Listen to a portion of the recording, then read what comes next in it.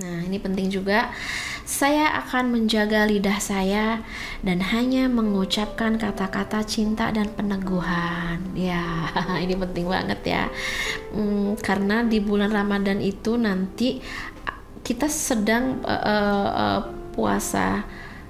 Sedang puasa apa tuh? Maksudnya ya puasanya bukan hanya dari makanan aja gitu. Puasa dari segala jenis keburukan, keburukan pikiran, keburukan lisan, keburukan akhlak. Karena ketika kita berpuasa namun masih melakukan hal-hal buruk, itu kesempurnaan puasa kita tidak bisa kita dapatkan. Ini kita latih, saya hanya bicara dengan energi cinta dan peneguhan. Mulai dari saat ini, detik ini, stop bullying, stop judging, stop meremehkan orang, stop ngepoin yang bukan urusan kita. Kadang-kadang kita kepo ya, semuanya kita kepoin. Stop ngepoin aib orang gitu. Kita fokus kepada cinta dan peneguhan gitu.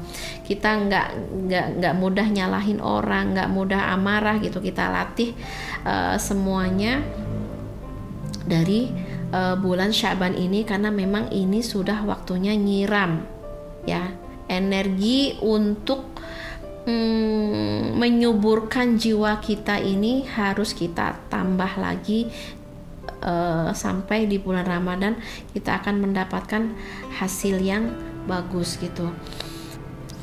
Oke, jadi coba kita kembali ke kenapa Rasul begitu fokus di bulan Sya'ban tadi ya. Rasul ingin belajar mendisiplinkan jiwanya lewat berpuasa gitu. Jadi kita berhenti memikir, karena dengan biasanya kalau kita nggak puasa berarti pikiran kita itu pikiran konsumtif, bener nggak sih? Maksudnya kita mau makan apa gitu, pikiran kita makan gitu.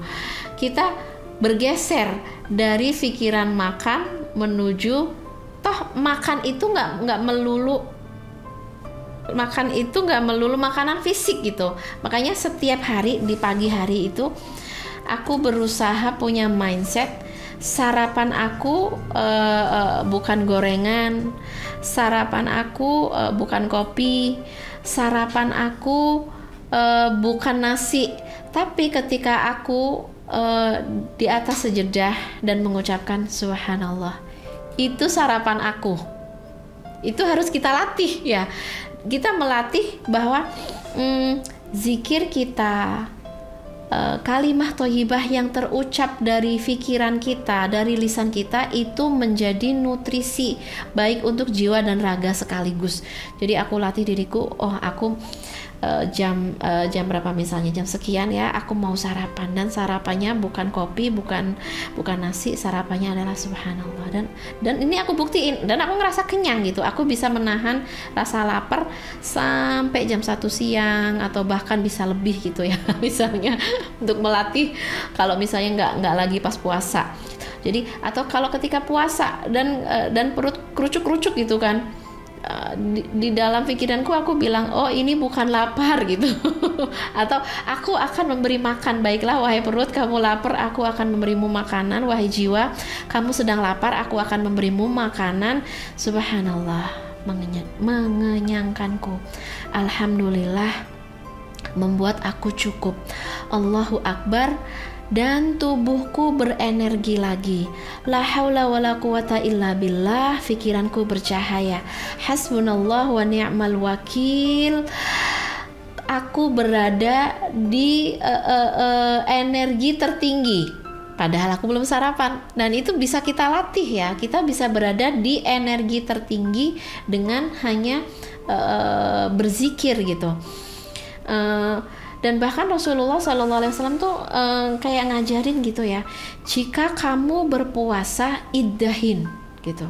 Ketika kamu berpuasa, iddahin itu kalau kita terjemahin itu pakailah minyak-minyakan.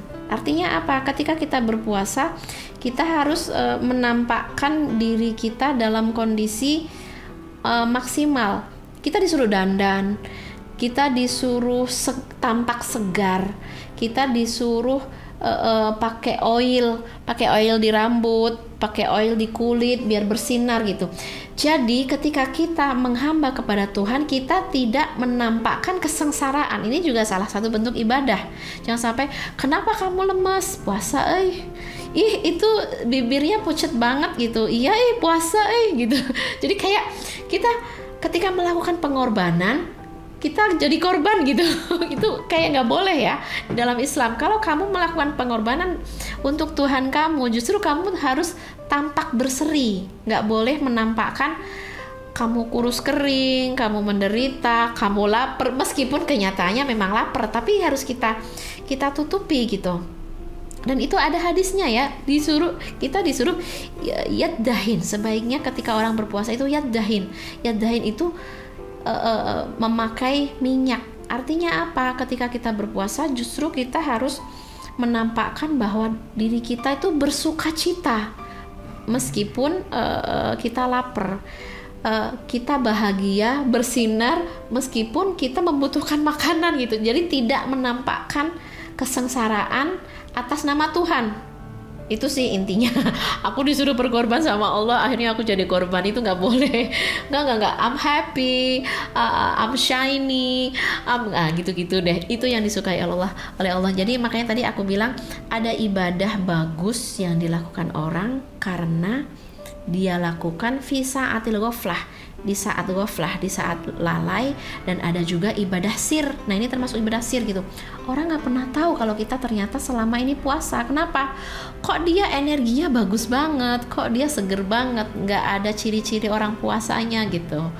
Atau misalnya ada orang yang kayak miskin, membutuhkan, tapi dia tidak pernah menampakkan dirinya miskin dan membutuhkan.